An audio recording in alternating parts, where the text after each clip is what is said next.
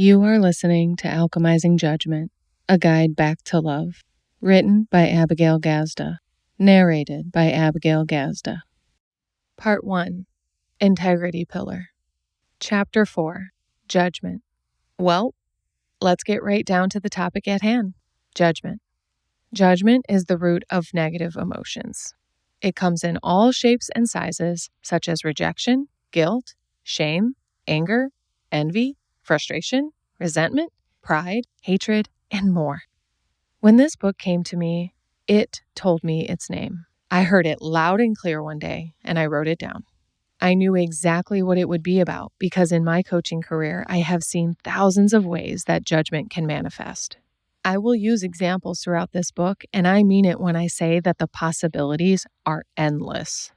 Judgment shapeshifts and morphs into different identities. It is so shifty that when you think you have solved it or have rid yourself of it, it will rear its ugly head in some other way. As I shared earlier, you must surrender any and all attempts to eradicate judgment and instead accept it fully. Judgment can completely run your life if you do not acknowledge, face, and reformulate it. Beyond accepting it, I am asking you to study it. Learn it so well you can recognize it coming a mile down the pipe. To transcend judgment simply means to master it in a way that you are not unconsciously operating by it. When you cannot see it, it runs you from the inside out, and then the outside in. Similar to how a fish doesn't recognize water, and we hardly recognize air, we exist in judgment so naturally that we hardly recognize how much we function by it. You project your judgments onto the world outside of yourself constantly, and you see it reflected back everywhere. This pattern will keep solidifying your beliefs and making it hard to see them for what they are and rise above them. While this isn't always bad, it can be limiting in so many ways. Being able to identify this occurrence will allow you to work with it and transcend judgment. I want to take you even deeper down the rabbit hole, past judgment, to see what it really is. Separation. Separation is an illusion that allows us to judge. Feeling separate from something grants us permission to evaluate it as if it is not us. I can practically hear your inner voice arguing, "Nuh-uh, Abby, I judge myself more than others. I am my toughest critic." I get that. You even have to separate yourself from yourself in order to judge yourself. You judge your body as if it's not yours. You reject your skin and your hair when it doesn't do what you want it to do. You judge your hips for carrying more weight than you want. You judge your organs, bones, or joints when they aren't performing the way you hope or expect. You judge your brain for being dumb or stubborn, or your heart for being weak. You may think you are judging yourself, but you are splitting yourself to do so. You separate yourself from other individuals, places, things, and situations in order to be able to judge them. This is the only way you can judge because then you aren't required to take meaningful responsibility for addressing the issue at hand and getting it back into integrity and alignment. To judge is to reject. To judge is to maintain distance between you and that which you judge. You do this so you can avoid the feeling of inadequacy you so deeply fear. In order to project inadequacy onto someone or something else, you must create an illusion of separation in your mind to validate your judgment. When you judge someone or something, you believe it to be above or below you in the hierarchy. You feel that inadequacy within yourself, and it triggers resentment, envy, and more. Some inadequacies include not good enough, too much, unlovable, fundamentally flawed, rotten, damaged, perverted, deranged, demonic, faulty, etc. We harbor these thoughts about ourselves at the subconscious level, and sometimes they surface to our conscious mind as well. If we are emotionally underdeveloped and we cannot be with these thoughts and feelings, we will numb out, check out, distract, avoid, and project. I will talk all about the ways we numb out, check out, distract, and avoid in my forthcoming book titled I Can't, The Greatest Lie in Human History. Always stay up to date at abigailgazda.com/books to see my most up-to-date titles. In this book, we will focus on the projections of judgment and how to shift the behavior of putting judgment out into the universe. I will teach you how to emanate much higher ratios of love than judgment, because remember, we cannot truly rid it. It will bounce back. We can learn to alchemize it in such a way that we are getting love, light, and opportunities from it instead. For a powerful visual, recall how I said judgment is the core of negative emotions. Imagine judgment as being the trunk of a large tree. Each branch is a different form of judgment, such as rejection, guilt, shame, anger, envy, frustration, resentment, pride, hatred, and more. Each branch grows twigs, leaves, blossoms, and bears fruit. Then, that fruit ripens, falls off, and rots at the base of the tree. You have the roots of judgment rotting at the base of your life, and this fruit is falling everywhere. It is your responsibility to clean it up and stop the cycle. If judgment is the trunk, then separation is the roots. You root yourself in the illusion of separation and give your judgment a firm foundation upon which to grow and manifest. The ripened and rotting fruit nourishes the ground and refeeds the roots the same energy from that which it came, therefore keeping that tree alive and strong. We must starve this tree, deny it nourishment, and uproot it. We must stop the fruit from growing and falling, thus stopping the cycle. This can be a bit harsh, like going on a diet and then having intense cravings from the sudden denial. Although that may be an effective strategy physically speaking, mentally, we must keep the end game in mind, to starve the judgment tree to its withering death. Just kidding. We are not killing judgment. Remember, we can't. Don't you get it yet?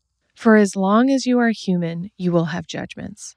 I will keep making that clear throughout this book because you already have decades worth of judgmental patterns, and those are the fuel for your growth. I am simply helping you evolve those patterns to empower yourself and those around you. Listen, my friend, these judgments are so deeply ingrained in the blueprint of your being that they will always exist as tools in your toolbox. I want you to prepare yourself to use your tools to build, not destroy. So, oddly enough, I'm going to teach you how to tend to your judgment tree so that it is healthy and thriving.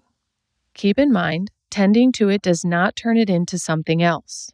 You cannot turn an apple tree into an orange tree. You cannot turn the judgment tree into a love tree. You can just catch the fruit before they rot and make jam. Keep in mind, there are judgments that are healthy. Jumping from heights is unsafe, or spending all my money with this salesman doesn't feel right. Those are good judgments as well as forms of guidance from your intuition to think before you act. To manicure your judgment tree will have you discerning between judgments that serve you and those that do not. What this looks like when tending to your judgment tree would be picking up the old fruit, picking off the ripe fruit, and cutting down the dead branches. As you can imagine in life, this looks like ending toxic habits and relationships. This looks like setting boundaries and learning how to say no as a one-word sentence. These are some examples of integrity, which we will continue to cover in later chapters. Beyond cleanup, you must familiarize yourself with the branches that remain. You can better understand the branches of your judgment tree by drawing a picture of it or by writing down what they consist of in list form. For the best inventory, list until you can't list anymore. Then, for a few days in a row, go back and add more to ensure you don't miss any of the ways you judge. By doing this, you will likely be able to identify which are branches and which are twigs. For example, the envy branch could include jealousy, gossip, cheating, stealing, betrayal, and other acts of envy. The twigs are actions, the leaves are thoughts, the blossoms are words, and the fruit is, well, the fruit. Your words, thoughts, and actions bear fruit in your life. As explained previously, the fruits of your thoughts, feelings, words, and actions manifest physically in your reality to reflect the energy you are putting out. This might look like bad health, deteriorating relationships, bouts of bad luck, financial hardship, low self-esteem, mental and emotional illness, etc. This seemingly natural momentum of negativity can be turned around with the tending of your overgrown judgment tree. The quality and direction of your life are 100% reliant upon this understanding. Transmute your emotions, thoughts, words, and actions. Transform your life. Once you have identified all of the branches, it is time to start chopping and trimming. Gossip, stealing, substance abuse, lying, harming, promiscuity, littering, and eating poorly do not serve you in any way. They don't serve the people around you or this planet. These are just a few examples of what can be cut out. It is up to you to identify and decide what goes first and just chop, chop, chop away. The order doesn't matter, and I encourage my clients to start small and get good at chopping a small branch before moving on too quickly. If we move too rapidly, we can get sloppy and go back to old patterns without even know we're doing it.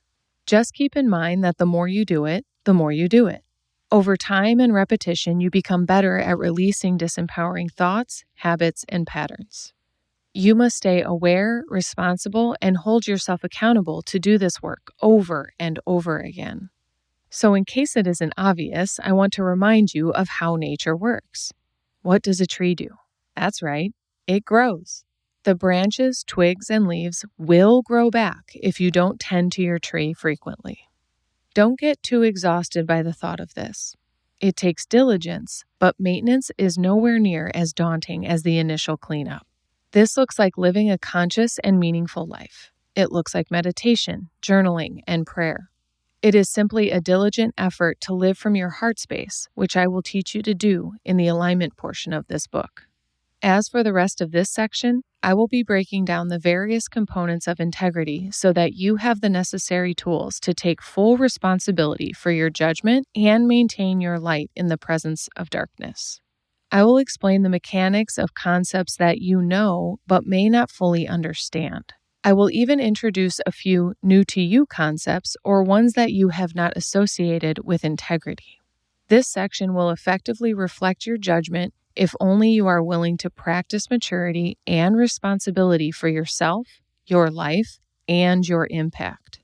This is an opportunity to witness your judgment in action, but will require your willingness to see. As you continue on, notice any resistance or justifying that comes up, and practice opening your heart space to receive this information fully. You are listening to this book to learn. When you get triggered or annoyed, pause your listening, close your eyes, relax your shoulders, and breathe deeply until you feel back into your body and ready to receive more information and guidance.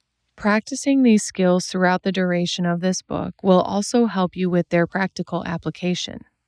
This means that when you notice you are judging, justifying, and separating in real life, you can use these lessons then as well. I am excited to begin this journey of transformation with you. Thank you for listening to this reading of Alchemizing Judgment. If you enjoyed this reading, please like this video and comment a review below. I also invite you to subscribe to my channel, Abigail Rose Gazda. To read and listen to more of my books, visit abigailgazda.com/books. Thanks for tuning in.